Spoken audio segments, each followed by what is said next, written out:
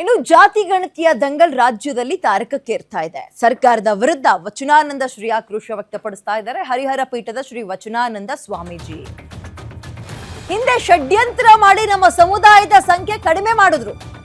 ಹಿಂದೂ ಧರ್ಮ ಜಾತಿ ಲಿಂಗಾಯತ ಪಂಚಮಸಾಲಿ ಬರೆಸುವ ತೀರ್ಮಾನಕ್ಕೆ ಬಂದಿದ್ದೀವಿ. ರಾಜ್ಯಾದ್ಯಂತ ಇದ್ರ ಬಗ್ಗೆ ಸಭೆ ಮಾಡಿ ನಾವು ಈ ತೀರ್ಮಾನವನ್ನ ಮಾಡಿದ್ದೀವಿ ಅಂತ ಹರಿಹರ ಪೀಠದ ಶ್ರೀ ವಚನಾನಂದ ಸ್ವಾಮೀಜಿ ಇದ್ರ ಬಗ್ಗೆ ಮಾತಾಡ್ತಾ ಇದ್ದಾರೆ.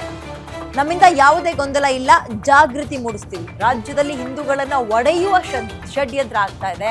ಕ್ರಿಶ್ಚಿಯನ್ಗೆ ಸೇರಿಸಿ ದೇಶವನ್ನ ಒಡೆಯುವ ಕೆಲಸ ಮಾಡ್ತಾ ಇದ್ದಾರೆ ಅಂತ ಗ್ಯಾರಂಟಿ ನ್ಯೂಸ್ಗೆ ಹರಿಹರ ಪೀಠದ ಶ್ರೀ ವಚನಾನಂದ ಶ್ರೀಗಳು ಹೇಳಿಕೆಯನ್ನ ಕೊಟ್ಟಿದ್ದಾರೆ. ಸೆಪ್ಟೆಂಬರ್ 22ರಿಂದ ರಾಜ್ಯದಲ್ಲಿ ಜಾತಿ ಗಣತಿಯ ಸರ್ವೆ ಆಗ್ತಿರುವಂಥದ್ದು. ಈ ಒಂದು ವಿಚಾರದ ಬಗ್ಗೆ ಇವತ್ತು ನಿರ್ಣಾಯಕ ಸಭೆಯನ್ನು ವಚನಾನಂದ ಶ್ರೀಗಳ ಒಂದು ಸಮ್ಮುಖದಲ್ಲಿ ಆಗಿರುವಂಥದ್ದು. ಸಭೆಯಲ್ಲಿ ಯಾವ ರೀತಿ ನಿರ್ಣಯ ಆಯಿತು ಸರ್? ಇವತ್ತು ಬಹಳಷ್ಟು ಗೊಂದಲ ಆಗ್ತಿರುವಂಥದ್ದು. ಯಾಕಂತಂದರೆ ವೀರಶೈವ ಲಿಂಗಾಯತ ಬರೆಸಬೇಕು, ಪಂಚಮಸಾಲಿ ಲಿಂಗಾಯತ ಬರೆಸಬೇಕು ಅಂತ ಗೊಂದಲಗಳಾಗ್ತಿದ್ದಾವೆ. ಇವತ್ತು ಯಾವ ನಿರ್ಣಯವನ್ನು ತೆಗೆದುಕೊಂಡ್ರಿ? ನೋಡಿ, ಲಿಂಗಾಯತ ಒಳಪಂಗಡದಲ್ಲಿ ಬಹುಸಂಖ್ಯಾತ ಸಮುದಾಯ ಅಂತಂದರೆ ಅದು ಪಂಚಮಸಾಲಿ. 80% ಸಮುದಾಯ ಬಹುದೊಡ್ಡ ಜನಸಂಖ್ಯೆಯಲ್ಲಿ ಸಮುದಾಯ. ಈ ಸಮುದಾಯದಲ್ಲಿ ಯಾವುದೇ ಗೊಂದಲವಿಲ್ಲ. ಗೊಂದಲ ಇರುವುದು ಲಿಂಗಾಯತ ಒಳಪಂಗಡದಲ್ಲಿರುವಂಥ ಒಂದು ಮೈಕ್ರೋ ಕಮ್ಯುನಿಟಿ ಸಮುದಾಯದಲ್ಲಿ ಗೊಂದಲ ಇದೆ.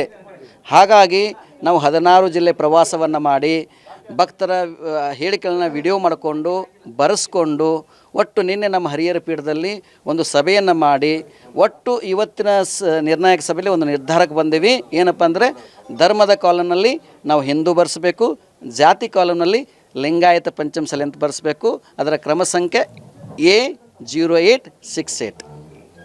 ಈ ಹಿಂದೆ ಕೂಡ ಸಾಕಷ್ಟು ಸಮಸ್ಯೆಗಳಾದಾಗ ಕೆಲವೊಂದಿಷ್ಟು ಸಮುದಾಯಗಳನ್ನ ಪಂಗಡಗಳನ್ನ ಬಿಟ್ಟಿದ್ದಾರೆ. ಹೀಗಾಗಿ ನಮ್ಮ ಸಂಖ್ಯೆ ಕಡಿಮೆ ಆಗಿದೆ ಅನ್ನುವಂಥದ್ದು ಬೇಡಿಕೆ ಇರುವಂಥದ್ದು. ಇದೀಗ ಮರು ಸರ್ವೆ ಆಗಬೇಕಾದ್ರೂ ಕೂಡ ಇಷ್ಟು ಗೊಂದಲಗಳಾಗ್ತಿದ್ದಾವೆ.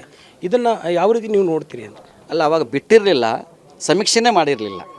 ಅದೊಂದು ಅವೈಜ್ಞಾನಿಕ ಸಮೀಕ್ಷೆ ಆಗಿತ್ತು.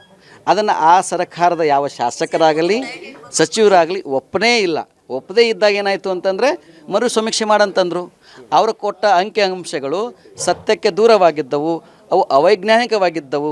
ಸರಿಯಾದ ರೀತಿಯಿಂದ ಒಂದು ರೂಮ್ನಲ್ಲಿ ಕೂತ್ಕೊಂಡು ಅವರೇ ಅಂಕಿ ಸಂಖ್ಯೆ ಮಾಡಿ ಲಿಂಗಾಯತರ ಸಂಖ್ಯೆನ ಕಡಿಮೆ ಮಾಡಬೇಕಂತ ಒಂದು ದುರುದ್ದೇಶ ಇತ್ತು. ಅದರ ಹಿಂದೆ ಒಂದು ಷಡ್ಯಂತ್ರ ಇತ್ತು.